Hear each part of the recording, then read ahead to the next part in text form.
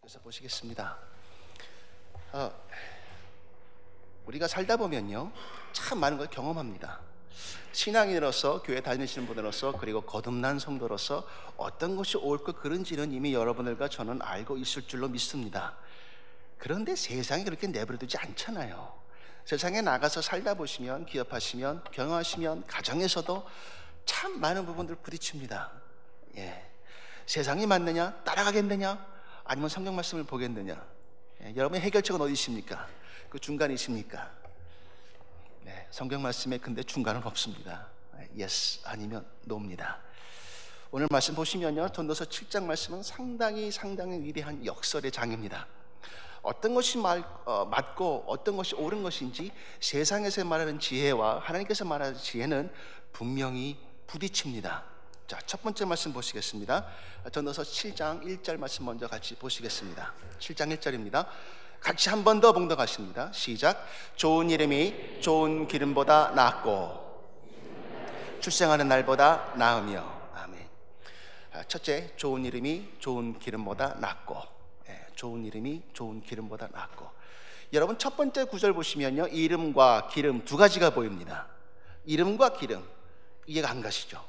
이름이 낫고 기름이 낫다, 이게 무슨 말일까? 전혀 상관없는 것 같은데 왜 성경에서 이걸 가지고 서로 대조를 시킬까?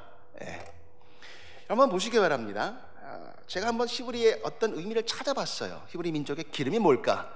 그랬더니 기름은요, 단순히 기름도 있지만 그 뜻하는 바가 부요함, 풍성함, 돈이 많은 것, 잘 사는 것, 바로 그런 의미가 바로 기름입니다.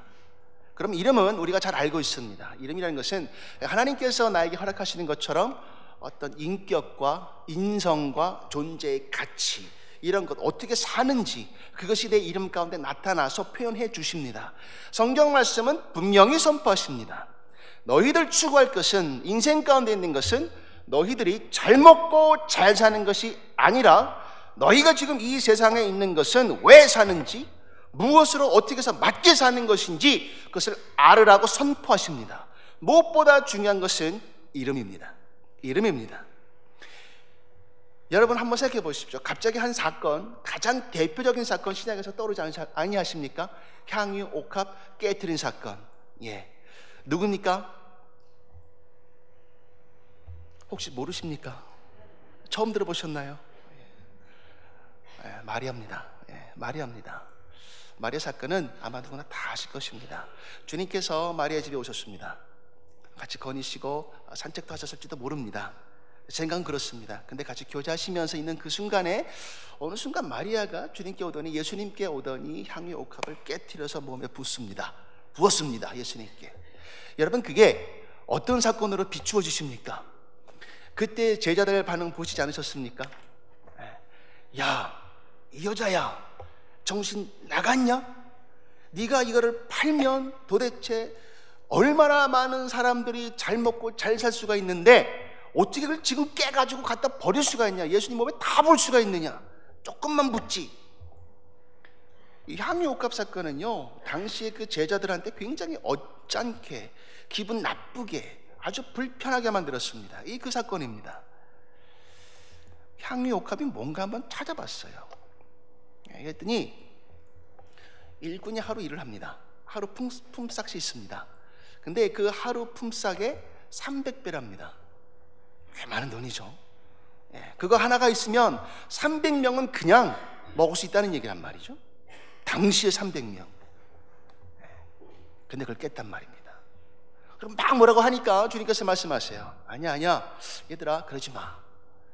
그러나 내가 분명히 얘기하는데 지금 이 순간 이 여자가 행한 것은 반드시 어디가 전해질 때 이것이 행한 일이 기억된다?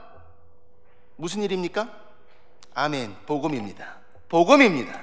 복음이 전해지는 곳에는 이 여자가 행한 일이 반드시 전해진다. 반드시. 여러분, 이게 뭐가 그렇게 대단한 일입니까? 기름을 어떻게 보면 소비한 것이 논리적인 입장으로 맞을 수도 있습니다. 근데 그걸 주님께서는 아니야. 복음이 전해지는 곳에는 지금 이 여자가 행한 일이 반드시 전해질 거야. 여러분, 왜 하필이면 복음일까요? 왜 하필이면 하나님께서 사랑, 은혜, 자비 그런 단어 많잖아요. 근데 왜 복음이란 단어 쓰셨을까? 왜 그러셨을까? 여러분, 복음이 뭡니까? 굿뉴스 아닙니까? 가스펠? 그럼 굿뉴스의 그 결과가 뭡니까? 여러분과 저는 구원 받았다는 것입니다. 예수의 이름으로 알고 예수를 영접한다면 그 순간 여러분과 저는요 영원한 생명을 얻습니다. 이것이 구원인 줄로 믿습니다. 여러분은 예수의 이름으로 구원 받으신 줄로 믿습니다. 그런데 그 구원 받은 그 순간 거기에 들어가는 그 많은 것, 그 많은 돈, 그 많은 물질 다 필요 없다는 겁니다. 지금 이 순간 내가 어떻게 살고 있는지 성경은 분명히 얘기하십니다. 돈 필요하니? 필요하겠지. 그런데 그 돈은 소모품이야. 그걸 위해서 살지 말고, 그러나 그 모든 위에 뛰어난 이름을 주신 예수의 이름으로 살 것을 지금 분명히 말씀은 선포하십니다. 여러분과 제가 살 것은요, 이름, 바로 예수의 이름입니다. 그래서 복음 전해지는 곳에는 예수의 이름으로 구원을 받기 때문에 이 여자의 행한 일이 같이 기억되시고 전해지는 것입니다. 왜? 이 여자는 돈이 아니라, 부유함이 아니라, 풍족함이 아니라 내가 사랑하는 우리 예수 그리스도의 그 이름을 찾았기 때문에 그렇습니다. 이 축복 여기 앉아 계신 여러분과 제가 받으시기를 주의 이름으로 간절히 축원합니다. 이름은요, 이런 이름의 의미가 있지만 또 하나 인격이 있습니다. 인격을 나타냅니다. 여러분, 우리 예수님의 인격이 어떻습니까? 여러분, 한번 빌립보서 말씀 찾아보시기 바랍니다. 빌립보서 2장 10절 말씀입니다. 빌립보서 2장 10절 말씀입니다. 같이 한번 읽겠습니다. 2장 10절입니다. 시작. 하늘에 있는 자들과 땅에 있는 자들과 땅 아래에 있는 자들로 모든 무릎을 예수의 이름에 꿇게 하시고. 아멘. 이름이 등장했습니다. 그런데 모든 이름들이 예수의 이름에 무릎을 꿇게 하시고. 왜 그렇죠? 왜 그렇습니까? 왜 예수의 이름에 무릎을 꿇게 하십니까? 그 이유는 다시 한번 빌립보서 2장 6절 말씀 보시기 바랍니다. 6절과 7절 말씀 같이 보십니다. 같이 읽겠습니다. 시작. 그는 근본 하나님의 본체시나 하나님과 동등됨을 취할 것으로 여기지 아니하시고 오히려 자기를 비워 종의 형체를 가지사 사람들과 같이 되셨고. 아멘. 여러분, 예수의 이름보다 더 뛰어난 이름이 있습니까? 예수의 이름만큼 우리를 숙연하게 만드는 그 이름이 있습니까? 예수의 이름보다 더 아름다운 이름이 있습니까? 예수의 이름을 믿는 자는요 구원을 받고 영생을 받습니다. 이것이 하나님의 섭리시고 계획이시고 뜻입니다. 놀라운 것은요, 이 많은 세상 사람들 가운데서 여러분은 선택받으신 자들입니다. 예수를 믿고 오셨기 때문에 여러분들은 그 많은 사람들 중에서 선택받으시고 구원받으신 참으로 귀한 하나님의 백성들이요 종이요 제자들인 줄로 믿습니다. 이 예수의 이름을 기억할 때마다 여러분과 저는요 그 이름에 영광을 올리게 될 것이고 그 이름 앞에 다시 무릎을 꿇게 될 것입니다. 예수의 이름으로 여러분과 저는 기도합니다. 예수의 이름으로 여러분과 저는 찬양합니다. 예수의 이름으로 여러분과 저는 구원을 받는 줄로 믿습니다. 그 이름은 단 하나의 이름, 예수 그리스도 한 분이십니다. 그분의 이름 앞에 여러분 무릎 꿇고 경배하는 것은요 당연합니다. 왜? 한 분 하나님이시란 말이죠. 예수님이 하나님이시란 말이죠. 본체이시나 한 몸이신데 그 모든 것을 그 보좌를 내려놓으시고 내려오시사 그 영광을 내려놓으시고 내려오시사 우리들에게 다가오셨습니다. 그리고 한 가지 중요한 것을 남기셨습니다. 예수의 이름. 예수의 이름. 자, 빌립보서 2장 8절 9절 말씀 마저 보시겠습니다. 8절 9절 말씀입니다. 같이 읽겠습니다. 시작. 사람의 모양으로 나타나사 자기를 낮추시고 죽기까지 복종하셨으니 곧 십자가에 죽으심이라. 이러므로 하나님이 그를 지극히 높여 모든 이름 위에 뛰어난 이름을 주사. 아멘. 여러분, 바로 죽으시기 때문입니다. 왜 죽으셨습니까? 이유가 뭡니까? 여러분, 하나님은요 우리 주 예수 그리스도께서는요 메시아께서는요 안 죽으셔도 메시아입니다. 이 땅 가운데 안 오셔도 예수님은 예수님이십니다. 그런데 오셨습니다. 오셨고 그리고 일부러 죽으셨습니다.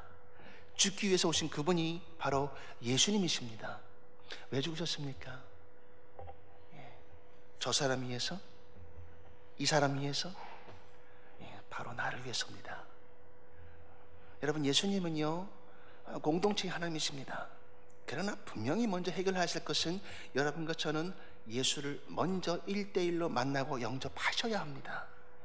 예수가 누구신지 알으셔야 되고요, 예수가 어떻게 하셨는지 그것을 똑똑히 그 사건을 목격하시고 눈으로 보셔야 되고요, 그 증거가 내 마음 가운데 들어왔을 때 여러분과 저는요 이름으로 입술을 통해서 그 이름 고백할 수밖에 없습니다. 예수님은 나의 구주이십니다. 왜? 내 죄를 담당하시고 나를 대신하사 내가 죽을 것을 대신 가서 죽으셨기 때문에, 멸망받아 마땅한 나를 대신해서 다시 살리셨기 때문에. 그 이름은 예수 그리스도입니다. 여러분, 사건을 하나 더 기억하시기 바랍니다. 부자와 나사로입니다. 부자와 나사로. 그런데 나사로에는 그 앞에 수식어가 하나 붙습니다. 어떤 나사로입니까? 아름다운 나사로? 멋있는 나사로? 아니죠. 거지 나사로입니다. 자, 부자와 거지 나사로가 성경 가운데 등장하는데 이 두 사람이 너무너무 대립합니다. 한 사람은 부자예요, 한 사람은 거지예요. 근데 성경 말씀 보니까 그 두 사람이 같은 날 같은 시각에 죽었습니다. 죽었어요. 그러니까 죽었으니까 당연히 장례식을 치르겠죠. 여러분, 부자의 장례식과 거지의 장례식을 한번 비교해 보시기 바랍니다. 저는 의문이 드는 게 혹시 나사로가 장례식을 했을까 하는 생각이 듭니다. 거지가 어떻게 장례식을 치를까요? 죽었는지 살았는지 누가 어떻게 알겠습니까? 솔직히 얘기해서. 그런데 여러분, 성경에 나와 있지 않지만 한번 부자의 장례식을 한번 생각해 보시기 바랍니다. 어떨까요? 소박했을까요? 그냥 친지 몇 명만 불러다 놓고 장례식을 치렀을까요? 아니죠. 얼마나 화려했을까요? 얼마나 멋있게 했을까요? 얼마나 그 위세를 떨쳤을까? 아마 부자가 죽었다는 그 소식은 그 온 고을 마을에 다 퍼졌을 겁니다. 왜? 누구나 다 아는 사람이기 때문에. 그렇다면 거지 나사로의 죽음은 아무도 모르게 묻혀졌겠죠. 그런데 보십시오, 한 가지 관점에서 이 스토리를 바라보시기 바랍니다. 그 관점은 이름입니다. 여러분, 성경에 나와 있는 이름은 부자입니까? 거지입니까? 거지입니다. 부자 이름은 없습니다.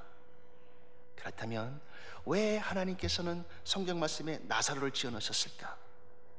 저는 한 가지로 생각합니다. 부자는요 그야말로 부자입니다.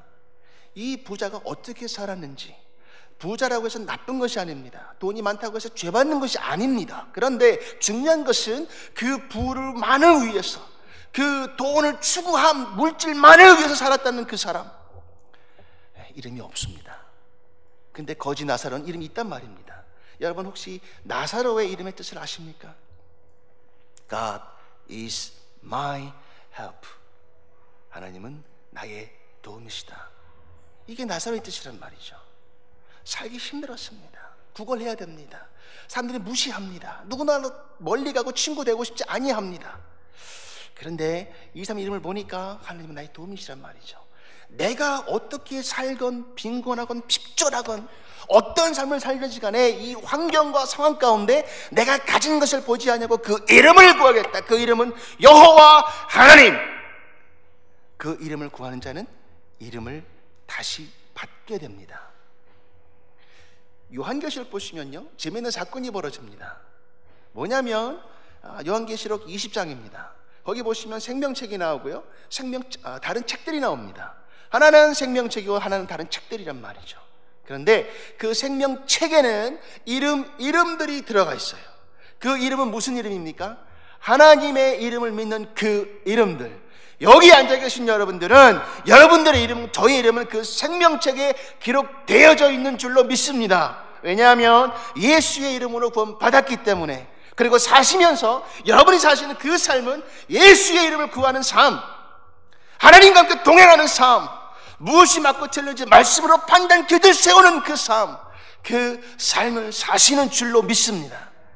말씀은요 우리 인생의 해답입니다. 자, 2절 말씀 잠깐 같이 다시 한번 보시겠습니다. 2절 말씀입니다. 7장 2절 말씀입니다. 같이 읽습니다. 시작. 초상집에 가는 것이 잔치집에 가는 것보다 나으니 모든 사람의 끝이 이와 같이 됨이라. 산 자는 이것을 그의 마음에 둘지어다. 네, 아멘. 여기 보시면 대비되는 말이 나옵니다. 처음 초반 구절에 보이시죠? 어떤 집이 두 집이 나옵니다. 한 집은 어떤 집입니까? 초상집이에요. 또 한 집은요? 잔치집입니다. 제가 한번 묻겠습니다. 여러분은 초상집 가기를 원하십니까? 잔치집 가기를 원하십니까? 어떤 집이 더 즐거우십니까? 솔직히 말씀드려서 초상집 가서 즐거워하는 사람 보신 분 있으십니까? 쫓겨나겠죠. 잔치집에 가시는 것이, 파티하는 것이 훨씬 재밌습니다. 웃음이 있단 말이죠. 기쁨이 있단 말이죠. 어울릴 수가 있단 말이죠. 하고 싶은 대로 다 한단 말이죠. 근데 성경 말씀 보십시오. 잔치집에 가기보다는 초상집에 가라. 둘째, 초상집에 가는 것이 더 낫습니다. 왜 그럴까? 왜 말씀은 초상집에 가라고 그럴까? 왜 그럴까? 여러분, 요새 유행하는 말이 하나 있습니다. 들어보셨는지 모르겠어요. YOLO, 욜로족 들어보셨습니까? 저만 들었습니까? 죄송합니다. 이게 영어 약자를 땄습니다. 대표 그 앞 글자만 땄거든요. You only live once. 이게 욜로족이라고 그럽니다. 자, 여러분 어떻게 해석하십니까? You only live once. 너는 단지 그냥 한 번만 사는 거야. 오직 한 번 사는 것밖에 없어. 그렇죠? 여기까지는 해석이 똑같아집니다. 그런데 그 해석을 하시고 나서 나머지는 어떻게 해석하시겠습니까? 그래서 여러분 어떻게 사시겠습니까? 여러분 인생 한 번입니다. 세상에서는요 뭐라고 가르치냐면, 야, 인생 한 번인데 너 하고 싶은 걸로 하고 살아. 야, 한번 재밌게 살아봐. 야, 너 이거 못하면 언제 할 거야? 야, 너 지금 이거 안 써보면 언제 써볼 거야? 네 인생이잖아. 네가 살아봐. 이렇게 말씀한단 말이죠. 이렇게 가르친단 말이죠. 근데 성경은 뭐라고 말씀하십니까? 너 한 번만 살아. 너 한 번만 사는 거야. 그래서 바라볼 게 하나 있어. 그 삶 끝에 오는 바로 그것이 무엇인가? 죽음입니다. 죽음입니다. 우리 황금산 장로님 기도하신 것처럼 우리 지난주에 우리 사랑하는 고 이인철 집사님의 장례식이 있었습니다. 많은 분들이 와주셔서 참 감사했어요. 감사드렸고 아름다운 예배였습니다. 그런데 제가 정말로 당부해드리고 싶고 한 가지 간곡히 말씀드리고 싶은 부분이 있습니다. 그것이 바로 오늘 말씀입니다. 무엇이냐면, 그 관에 들어가 있는 사람은 이인철 집사님뿐만이 아니라 바로 그것은 나의 자리입니다. 여러분, 죽음은요, 우리 나이 드신 분들 많이 앉아 계시는데 나이 드신 분들에게만 찾아옵니까? 그럼 제 나이 또래는 안 찾아옵니까? 저보다 더 나이가 안 든 사람들에게는 안 찾아옵니까? 저는 목사로서 참 많은 장례식에 참석해 봤어요. 장제도 많이 가봤습니다. 특히 한국에는 장제에 가보시면요, 탁 보는 순간 가슴이 턱 울컥하고 맥혀요. 어린이 묘지들이 참 많아요. 묘지 앞에는 장난감, 아이가 가지고 놀았던 그 자동차, 이런 게 참 많아요. 여러분, 죽음은요 그 누구에게나 열려 있습니다. 장례식은 그것이 곧 나의 장례식이고요, 죽음은 곧 나의 죽음입니다. 사랑하는 여러분, 이 죽음 앞에서 도망갈 사람이 있습니까? 이 다가오는 죽음을 피해갈 사람이 있습니까? 없습니다. 여러분과 저는요, 누구나가 다 한 번은 다 죽어야 됩니다. 이건 나의 일이에요. 다른 사람 일이 아니에요. 강 건너 불보듯 한다면 안 된다는 얘기입니다. 중요한 것은 우리가 초상집에 가서 한 가지 진실 앞에, 인생의 답 앞에 도달할 수밖에 없습니다. 죽음은 나의 죽음. 그렇다면 그 죽음이 뭘까? 세상이 얘기하는 것처럼 죽음이 끝일까? 아니면 내가 다녔던 교회에서 말씀 들었던 것처럼 죽음 후에 또 다른 삶이 찾아오는 것일까? 사랑하는 여러분, 여러분과 저는요 답을 알고 있습니다. 어떤 것이 있는지 알고 있단 말이죠. 그렇다면 교회를 다니시면서 여러분과 제가 해결해야 될 것은 조상집에 가서 죽음을 바라보면서 죽음 너머에서 지금도 나를 보시고 미소 짓고 계시고 기다리고 계시고 먼저 가셔서 여러분과 저의 처소를 예비해 놓으신 그 주님, 그 예수 그리스도, 그분을 바라봐야 되는 것이 진리 아니겠습니까? 그렇다면 그분을 보았을 때 여러분과 저의 삶은 어떻게 바뀝니까? 죽음이 두려워집니까? 벗어나고 싶으십니까? 아니죠. 이제는 마치 문을 열고 나가는 것처럼 나가서 주님을 만나야 되기 때문에 그냥 지나가는 한 문에, 통과하는 문에 지나지 않습니다. 이것이 여러분과 저의 살아있는 산 소망인 줄로 믿습니다. 죽음은 그렇습니다. 여러분과 저는요 죽음을 깬 승리자의 품에 앉아있기 때문에, 예수 안에 거하는 자이기 때문에 여러분과 저는 승리하고 살아있는 영원한 생명을 가진 하나님의 종들이요 제자요 아들이요 딸인 줄로 믿습니다. 이것이 우리의 신분입니다. 여러분과 제가 갈 곳은요 잔치집에 가서 봐야 할 진리, 죽음 못 보게 하는 것이 아니라 가서 만나는 것입니다. 보는 것입니다. 그렇지, 내가 이렇게 사는 것이 맞겠구나. 세상 어느 종교도요 죽음에 대해서 기뻐하고 죽음에 대해서 이렇게 산소만 가진 종교 없습니다. 저는 기독교를 종교라고 하는 것이 참 싫습니다. 왜냐하면 종교는 책임과 의무입니다. 이게 들어가는 것이 제사입니다. 그러나 성경 분명히 말씀하십니다.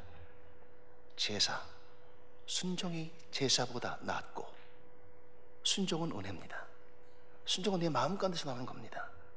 누가 하지 말라 그래도 나오는 것이 은혜고 사랑입니다. 여러분과 저는요 신앙 공동체입니다. 아름다운 신앙의 공동체고 은혜의 공동체입니다.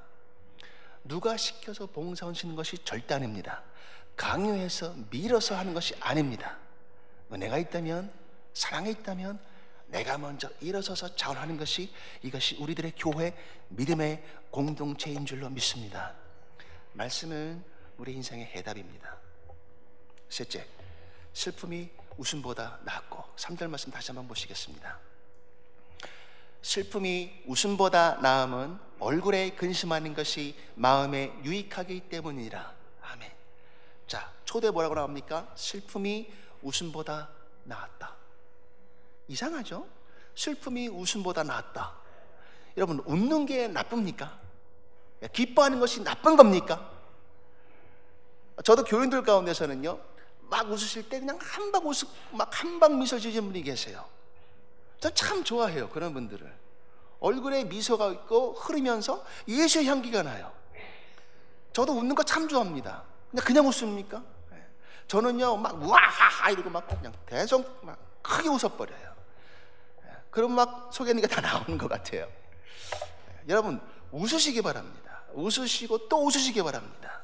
성경 말씀 보시고 슬픔이 웃음보다 낫다고? 절대 이제부터는 안 웃으리라. 그런 말씀이 아닙니다.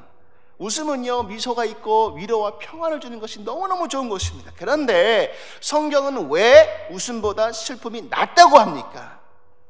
그걸 묵상해 보셔야 됩니다. 왜 그럴까요? 왜 성경 말씀은 슬픔이 웃음보다 낫다고 할까요? 여러분, 슬프지 않습니까? 너무너무 슬퍼요. 이 마음속에 어떻게 주체할 수가 없어요. 그러면 그 슬픔이 나타나는 현상 가운데 하나가 여러분과 저의 몸에서 나타나는 현상은 뭡니까? 너무너무 슬프면 눈에서 눈물 납니다. 눈물 난단 말이죠. 여러분은 눈물을 어떻게 생각하십니까? 특히나 우리 한국 사람들에게 남자는 일평생 딱 3번만 우는 거랍니다. 저는 그렇게는 못 살겠습니다. 울고 싶을 때 울어야지 어떻게 그렇게 삽니까? 안 돼요, 저는 그거. 요새는 이상하게 저도 참 눈물이 많아졌는데, 심지어는 막 꽃도 아름다워 보이고요, 저도 이상해졌습니다. 지지난주입니까? 제가 결혼하고 나서 몇 번 안 되는 사건이 하나 벌어졌는데, 아내와 함께 같이 영화관에 가서 영화를 봤습니다. 근데 그 영화는 서서평 전도사님에 관한, 선교사님에 관한 영화였거든요. 근데 그 서서평 선교사님이 얼마나 아름답고 귀하게 사셨는지 CGN TV에서 제작한 것인데, 눈에서 눈물이 맺히면서 딱 여기까지 맺혔어요. 그러나 제 옆에 누가 앉아 있었습니까? 아내가 앉아 있었습니다. 그렇다면 한국 남자의 자존심으로 울음을 보여야 됩니까? 안 보여야 되겠습니까? 초인적인 힘을 발휘해서 겨우 참았습니다. 그리고는 아는 척 했습니다. 그리고 딱 보니까 울고 있더라고요. 울기는. 자, 생각해보니까 그게 죄더라고요. 거짓말했잖아요. 위선적이었고. 여러분, 눈물은요, 저는 하나님의 선물이라고 생각합니다. 왜 그러냐면요, 여러분과 제가 주의 말씀을 받고 영접하고 말씀에서 거듭나기 시작합니다. 이제 말씀이 보입니다. 말씀을 알아가기 시작합니다. 예수가 누군지 깨달았습니다. 그때 나타나는 현상이 하나 있습니다. 즐겁지 아니한가, 바로 그겁니다. 그리고 깨우쳐집니다. 하나님, 내가 잘못했어요. 용서해 주세요. 그리고 눈에서 눈물 나옵니다. 이 눈물은요, 내 속사람의 죄에 대한 고백입니다. 내 마음에 있는 더러운 것들, 찌든 것들, 떼든 것들, 이것들 다 깨끗이 씻어버리는 것이 내 눈의 눈물이 아닐까. 그래서 하나님께서 허락하신 것이 아닐까. 기도하실 때 마음껏 우셔도 됩니다. 슬프실 때 마음껏 우셔도 됩니다. 누가 그러더라고요. 목사님, 그 초상집에 가서 우는 거 아니요? 울면 안 되는 거 아니요? 초상집에 가서 울면 안 된다는 말씀 전 본 적은 없습니다. 성경책에서. 그 말 뜻의 의미를 알겠습니다. 왜냐하면 사실 저희 아버지가 돌아가셨을 때도 물론 슬펐죠. 많이 울었죠. 그런데 장례식장에서도 많이들 웃으셨습니다. 왜냐하면 저희 아버지께서 고통도 없으시고 걱정도 없고 근심도 없는 그곳에 가셨는데 기쁘지 않습니까? 하나님 옆에 계셔서 지금 그 영광 중에 참석하고 계시고 너무 좋은 것을 함께 나누고 계신다는 그 자체가 너무 감사하더라고요. 웃었어요. 그런 의미에서 말씀하신 것이라면 제가 이해를 하겠습니다. 그래서 울면은 안 된다? 아니요, 우셔도 됩니다. 왜냐하면 주님께서 허락하신 그 눈물은 우리들을 치료하기 때문에 그렇습니다. 내 영이 깨어나면서 거듭나면서 눈물을 흘린다는 것은 이제 내 속사람을 주님께서 만지기 시작하셨다는 것, 체면치레하시려고 하나님의 감동을 거부하지 마시기 바랍니다. 눈물은 필요합니다. 너무너무 필요합니다. 언젠가 한번 TV 프로그램을 봤습니다. 한 부부의 얘기였는데 부부가 너무너무 힘든 지경까지 나왔어요. 도저히 같이 못 살 수 없는 지경까지 내려왔습니다. 마지막 수단으로 헬프미를 했었고 이제 그 프로그램을 이제 보여주는 겁니다. 뭘 하나 봤더니 상담을 하면서 두 사람, 그 상처받은 아내를, 마음속으로 고통받는 아내를 연극을 시킵니다.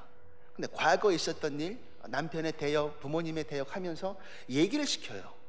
근데 들어보니까 그때는 어렵고 무슨 사정이 있어서 말도 못했고 그냥 참고 넘겼고 막 이랬었다가 이게 쌓인 거예요, 평생을. 그러면서 그때 기억을 다시 되살리면서 이제는 말을 하게 합니다.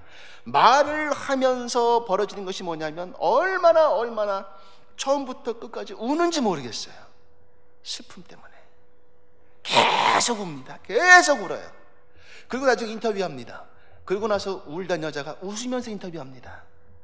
감사합니다. 많이 치료됐어요. 여러분, 눈물은 하나님께서 여러분들과 저에게 주신 참으로 감사한 치료제입니다. 아름다운 것입니다. 내 마음에 다른 것을 다 닦아낼 수 있는 그 슬픔은, 그 눈물은 한 가지를 맞닥뜨리게 합니다. 진실을 볼 수 있게 합니다. 그래서 어떻게 사는 것이 맞는 것인지 그것을 보게 하는 것이, 그것이 눈물이요 슬픔입니다. 그리고 봐야 할 것은 진리, 죽음, 그 너머에 무엇이 있는지 보게 하는 것, 이게 너무너무 중요합니다. 한 가지 소설 생각이 나는데, 여러분 돈키호테 소설 아시죠? 이상과 현실을 구분을 못합니다. 봐야 할 것을 못 보고 자꾸 이상적으로 흘러갑니다. 그러니까 현실 세계에서 자꾸 이상한 엉뚱한 짓거리를 많이 하게 됩니다. 그런데 그 옆에 조금 바보처럼 생겼고 무시당하고 그렇게 그려진 그림이 하나 있습니다. 항상 쫓아다니는 사람, 그의 종 산초입니다. 산초는요, 냉철하리 많지 주인에게 올바른 얘기, 현실 얘기를 계속 합니다. 이건 바로 그겁니다. 여러분과 저희들은요, 혹시 기쁜 곳에서 잔칫집에서 태어날 때를 생각해서 계속해서 현실과 이상을 못 보는 거 아닙니까? 맞닥뜨려야 될 것을 보지 못하고 자꾸 속고 있는 것은 아닙니까? 보셔야 합니다. 인생의 진리 만나셔야 됩니다. 말씀은 우리 인생의 참으로 귀한 해답입니다. 여러분, 성경 말씀 보시지 않습니까? 늘 이기는 얘기만 나옵니까? 늘 승리한 얘기만 가득합니까? 늘 어떻게 극복했노라 이 얘기가 가득 찬 책입니까? 아니에요. 그렇지 않아요. 창세기부터 보시기 바랍니다.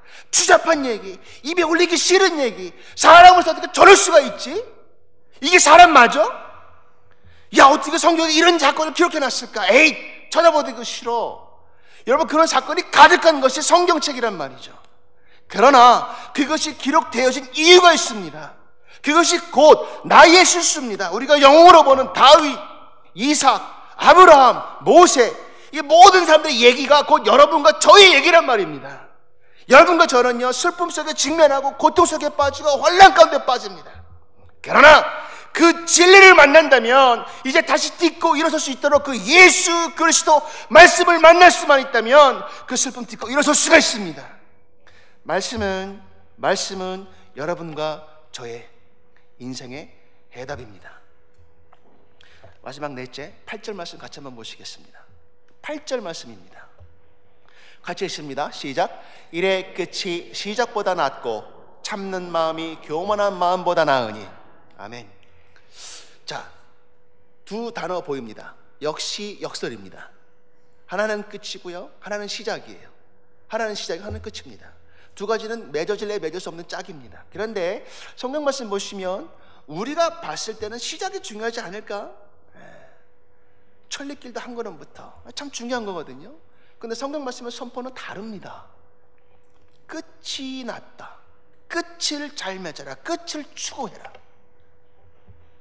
생각해보니까 또 그렇더라고요. 한번 묵상해봤습니다. 여러분, 우리 한국 사람들만큼 정말 그렇게 시작을 좋아하는 민족이 없는 것 같아요. 처음을 좋아하는 민족. 뭐 하나 만들지 않습니까? 그럼 그냥 만듭니까? 안 하죠. 발대식, 초대에 무슨 식, 반드시 크게 합니다. 또 그냥 합니까? 신문 광고, 전면 광고. 나는 전면 광고 냈는데 참 좋아하지 않습니까? 처음 시작하는 것을 알리고 싶어하고 크게 얘기하는 거. 여러분, 근데요, 성경 말씀은 그게 시작이 아니라고 가르칩니다. 시작은 예수님을 봐야 됩니다. 여러분 한번 보십시오. 우리 교회에서도 그런 거 참 많습니다. 우리가 다니고 있는 모든 교회들, 이 세상에 있는 특히 한국 교회를 한번 잘 보십시오. 이름을 지어도요, 처음에는 그냥 짓지 않습니다. 개척하지 않습니까? 그럼 뭐라고 지을까요? 보통 많은 이름 혹시 보신 적 있으십니까? 개척교회 이름? 한국에서 어느 지역인지도 모르는데 이름은 뭡니까? 아세아 교회. 크게 진단 말이죠. 보통 어떤 세계 선교 교회, 세계 전도 집회, 큰 거. 처음에 항상 그렇게 하거든요. 개척교회 이름 중에 여러분 혹시 제일 많은 이름 아십니까? 개척교회 중에 제일 많은 이름? 그렇죠, 제일교회죠. 항상 제일교회입니다. 여러분, 제2교회 들어보신 적 있으십니까? 제3교회는요? 제2교회 들어보신 분들은 그건 기적입니다. 없어요. 항상 어디 가든 제1교회란 말이죠. 늘 시작을 중요하시단 말이죠. 그렇게 크게 하는 거. 여러분, 예수님 오신 거 보시기 바랍니다. 예수님이 오실 때, 처음 오실 때 어떻게 오셨습니까? 두 번째 오시는 것처럼 천군 천사를 대동하시고 하늘의 모든 천사장들을 부리시고 하늘의 군대를 데리시고 나팔과 함께 오셨습니까?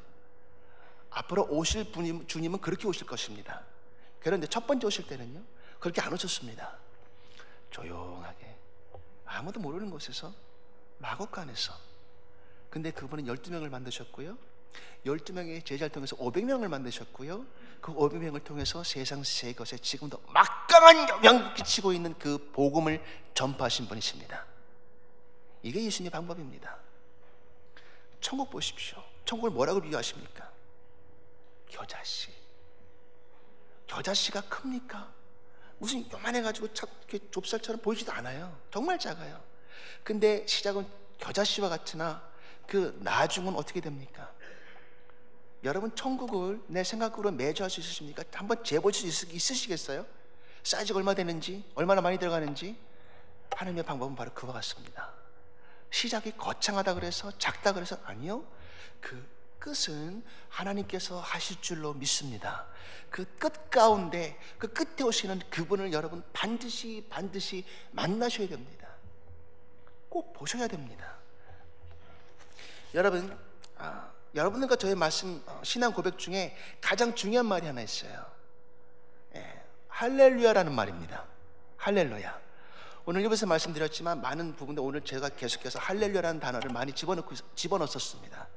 교동문도 그렇고 일부 찬양 예배도 그랬었고. 여러분, 할렐루야라는 말은 하나님을 찬송한다는 말입니다. 하나님을 찬송합니다. 그러면 이 하나님을 찬송한다는 말이 상식적으로 성경에 어디에서 나와야 합당할까요? 여러분, 할렐루야라는 말이 성경 어디에서 발견됩니까? 구약에서 보신 분 계십니까? 다른 성경 보고 계신 분이십니다. 신약에서 발견하셨겠지요? 그럼 신약에서 어느 부분에서 발견하셨습니까? 할렐루야를? 후반 부분 계시록입니다. 계시록에 처음 등장합니다. 마지막에 가서 그 끝에 가서 등장합니다. 그 이유가 뭐겠습니까? 저는 혼자 그렇게 묵상해 봤습니다. 하나님, 제가 살면서 수도 없이 하나님 찬양해요, 하나님 사랑해요, 하나님 따라가고 싶어요, 하나님의 종이에요. 그것이 만약에 중간에서 그친다면, 여러분, 현재 없는 미래가 있습니까? 없죠. 현재가 너무너무 중요합니다. 이 현재에서 여러분 현재 어떻게 하시겠습니까? 찬양을 계속 하시겠습니까? 멈추시겠습니까?